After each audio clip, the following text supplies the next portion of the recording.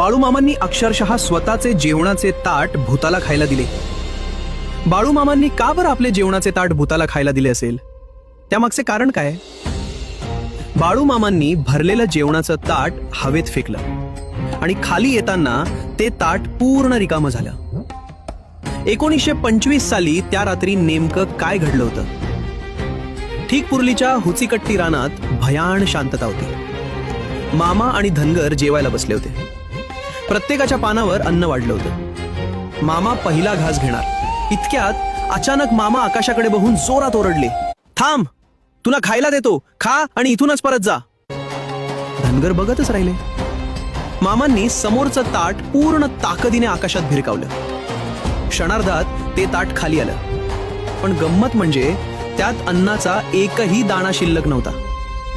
सगळे थरथर कापू लागले. तेव्हा मामा शांतपणे हसले आणि म्हणाले, अरे घाबरू नका.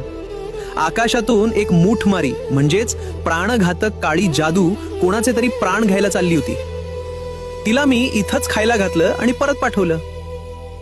कोणाचे तरी प्राण वाचवण्यासाठी मामांनी स्वतःचं ताट भूताला दिलं. मग त्या रिकाम्या ताटात राख लावून ते स्वच्छ केलं आणि पुन्हा जेवले.